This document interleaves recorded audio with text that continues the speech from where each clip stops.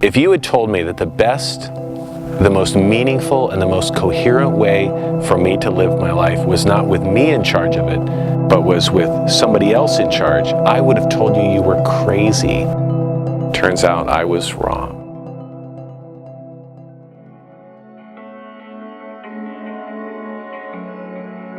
When I was a kid, church was the dreariest thing that I had to face each week. It was so boring. My parents would bribe us with donuts after church to try to get us there. I remember my brother and I would sit up in the balcony with nickels and dimes in our hands and kind of tilt them in the light to make Jefferson and Roosevelt grin. I remember counting all of the light bulbs and the chandeliers and the beams and the ceiling.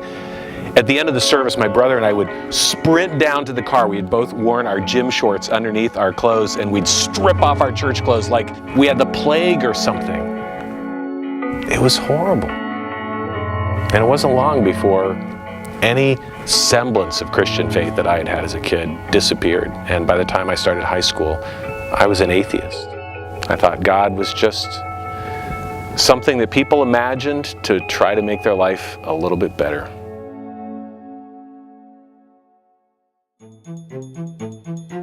Our freshman English prof asked us to write a paper about the most important person in our life, and I wrote an autobiography. I'm not kidding. That was a picture of how I lived and how I thought. My whole life was curved in upon itself. I was the most important person. Everybody else mattered in terms of how I could get something from them, how I could benefit from them.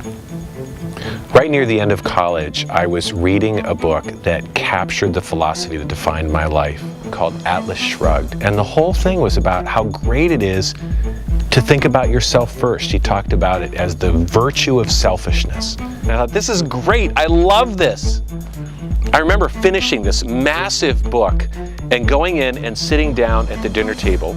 I was staying with some friends in Denver, and I came in on the middle of a conversation when they were talking with each other about how they could be more selfless.